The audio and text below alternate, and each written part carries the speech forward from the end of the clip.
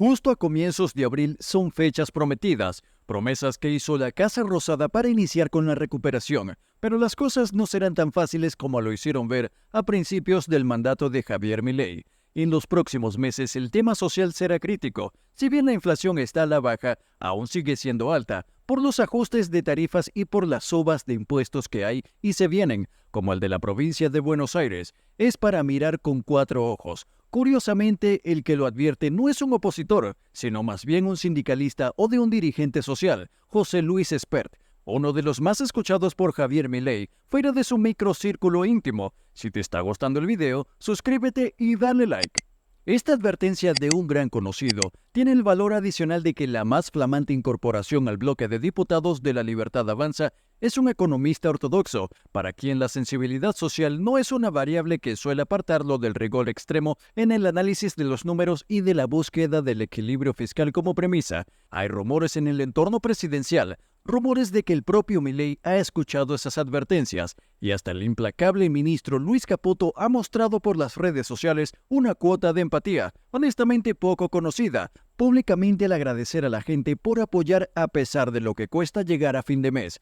Hasta los momentos, las medidas a enfrentar el problema social han sido los aumentos dispuestos para la tarjeta alimentar y en la asignación universal por hijo, así como los bonos para los jubilados y la decisión de lanzar por decreto un nuevo índice de actualización, además de la revisión de algunos programas y el lanzamiento de los vouchers educativos. Sin duda, el presidente trata de equilibrar la balanza después de dedicarle mucho a lo económico en sus primeros meses. No obstante, no solo son los críticos del gobierno los que advierten que esas políticas no compensan la abrupta caída del poder adquisitivo en los últimos meses, así como el efecto retrasado de la llegada de la asistencia alimentaria de los vouchers, cuyo monto, cabe aclarar, representa una parte menor del costo que deben afrontar los padres ante el aumento de las cuotas de los colegios. En el oficialismo, incluso hay funcionarios y legisladores en alerta.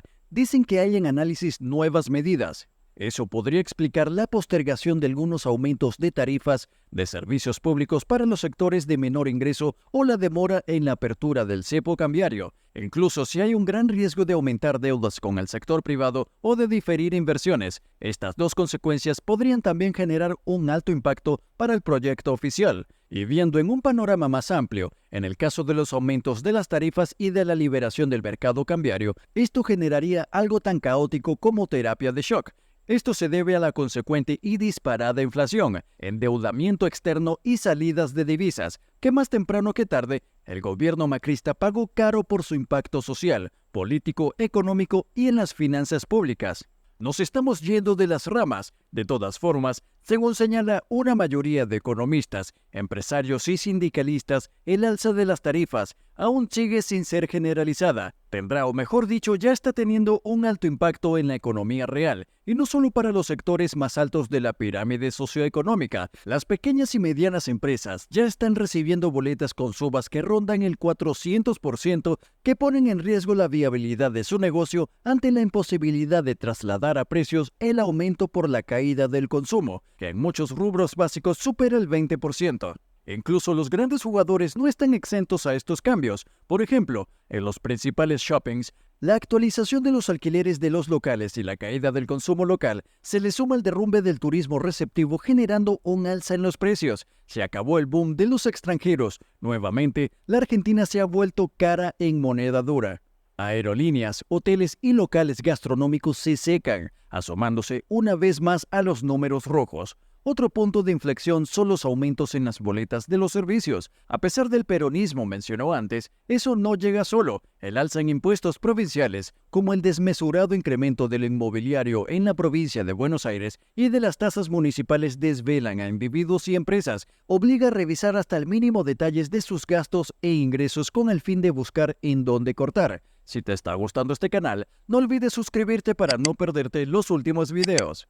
A todo esto se suma la reducción de contratos y despidos en el Estado y la destrucción del empleo informal, como consecuencia de la combinación de inflación con recesión, que termina acelerando y amplificando los efectos recesivos. El corte o suspensión de muchos servicios o trabajos es una medida que evalúa o ya empezó a adoptar la mayoría de las familias, incluidas las más pudientes. Jardineros, pileteros, plomeros, empleadas domésticas, profesores de tenis, entrenadores personales y hasta psicólogos pueden dar fe del nuevo escenario. La notable caída en el primer trimestre en la recaudación de los impuestos, que suelen ser los mejores testigos del consumo y la actividad económica, como el IVA, los tributos a los combustibles y al cheque, demuestran que se está ante una situación crítica, y eso que todavía no se han producido los efectos más profundos de la recesión. Puede ser muy grave. Otra vez todas las fichas están puestas en la cosecha y en los impuestos al comercio exterior, que hoy sostienen las cuentas. Pero eso no es sostenible para alcanzar las metas fiscales y económicas que se propone el gobierno, advierte un experimentado experto en materia tributaria. El gobierno sabe, al igual que los empresarios, que juegan con un contexto y una ventana de tiempos favorables, aunque todo tiene un límite. Por un lado, la mayoría de las encuestas más respetables realizadas en la primera quincena de marzo mostraron que Milei y su gobierno no solo siguen gozando de alta popularidad y confianza, sino que varios sondeos exhibieron una recuperación en esos indicadores.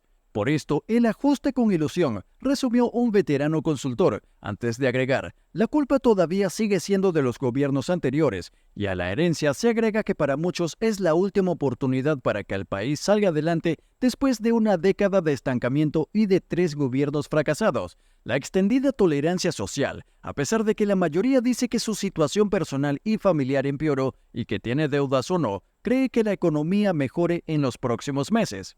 Esa inusual paciencia al nuevo gobierno, que para la mayoría de los expertos en opinión pública no tiene casi antecedentes, se suma al terror de perder lo poco que se tiene o que queda. Lo comprueban ejecutivos y dueños de empresas que reciben la aceptación de subas de salarios por debajo de la inflación o recortes de beneficios. Privilegian el empleo. Sin embargo, como advierten economistas y expertos en opinión pública y admiten empresarios y funcionarios, los efectos más crudos de la recesión y el ajuste se traduce sobre todo en el corte de transferencias a las provincias, las obras públicas y los pagos a concesionarios y proveedores. Todavía no se han visto. Sin duda podemos afirmar que lo peor aún está por venir. La multitudinaria y pacífica marcha que se realizó en los días pasados con el 48 aniversario del último golpe de Estado no solo concentró los reclamos por el respeto a los derechos humanos, el repudio a la represión estatal ilegal de los 70 y al revisionismo que impulsa el gobierno respecto de esa tragedia nacional. La diversidad de participantes, entre los que se vieron a muchas familias, fue más allá de lo esperado, con la dirigencia y de sus adscripciones partidarias o ideológicas y de la apropiación espuria hecha por el kirchnerismo. Las cadenas de equivalencias de demandas y expectativas no solo sostienen la popularidad de Milei, sino también pueden ser la mecha que encienda su desafío. La situación social sin duda es un tema crítico de los últimos meses y no solo por la utilización que pueden hacer los miserables que lucran con eso, como advirtió y admitió Spert. Bajo esa misma perspectiva, podría analizarse el argumento que planteó el gobierno en el video que difundió ayer como parte de su política revisionista, que para muchos es una negación del terrorismo de Estado. La realidad siempre suele ser más compleja de lo que la narrativa oficial, y esto sucede en toda época, suele simplificarse. Aparentemente, algunas voces oficialistas parecen asumir esa complejidad a riesgo de contradecir el relato. Ya veremos lo que sucederá a continuación en nuestro próximo video. Hasta la próxima. Si te ha gustado este video, no olvides dejar un comentario aquí abajo y activar la campana de notificaciones.